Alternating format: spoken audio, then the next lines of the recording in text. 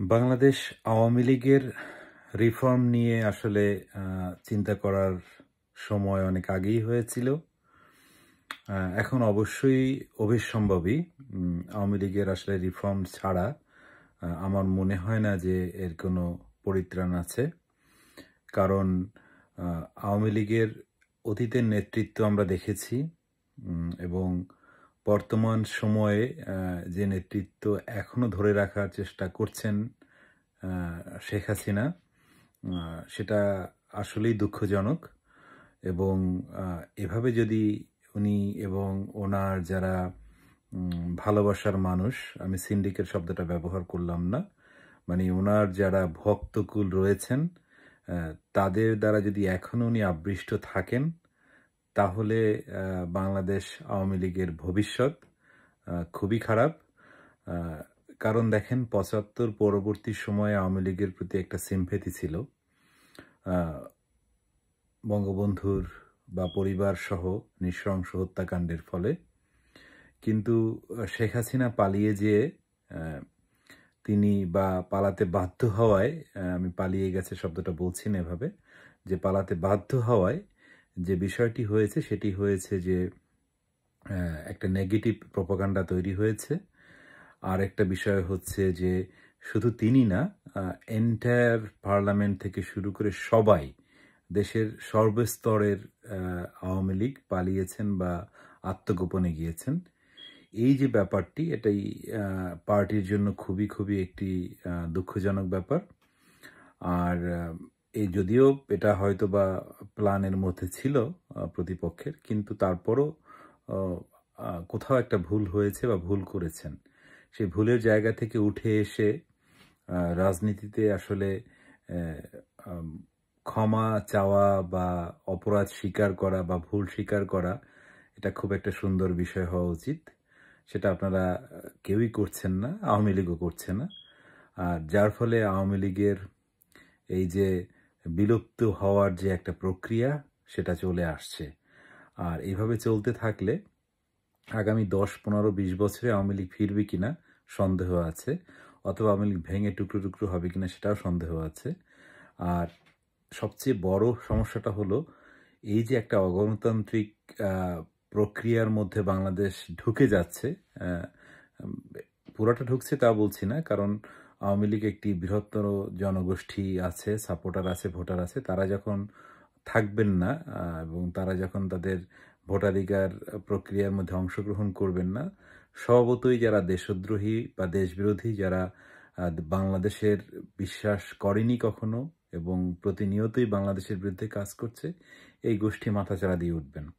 এবং ওঠার ফলে সবচেয়ে যারা বাংলাদেশকে নিয়ে চিন্তা করেন, বাংলাদেশকে ভালোবাসেন, তারাই হয়তোবা খুশি হবেন। আর সেক্ষেত্রে আমরা বা সাধারণ মানুষরা, বাংলাদেশ পরাজিত হবে।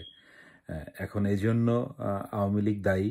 ভবিষ্যতে যদি আওয়ামী লীগ তাড়াতাড়ি তাদের ভুল স্বীকার করে নিয়ে তার নেতাকর্মীদের মাঝে এই সিন্ডিকেট ভেঙে দিয়ে একটি সুন্দর দল যদি গঠন না করতে পারেন, তাহলে -2 এর ফর্মুলা, আমি জানি না কতটা, -1 অলরেডি ডান, 2 হয়তো হতে পারে।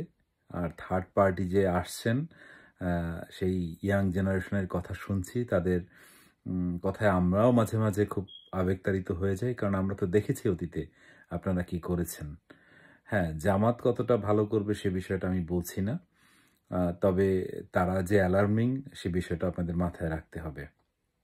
আর ভারত, বাংলাদেশ, পাকিস্তান, এই যে ত্রিমুখী একটা রাজনীতি চলে আসছে, এটাও খুব খারাপ। এক গ্রুপ যেমন ভারত প্রেমী ছিলেন, আপনারা অন্য গ্রুপ পাকিস্তান প্রেম দেখাচ্ছেন।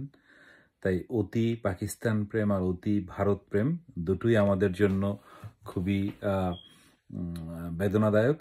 তাই যারা অতিশয় ভারতের বিরুদ্ধে কথা বলার চেষ্টা করছেন এবং পাকিস্তান প্রেম দেখাচ্ছেন, আশা করি এই বিষয় দুটো পরিহার করবেন।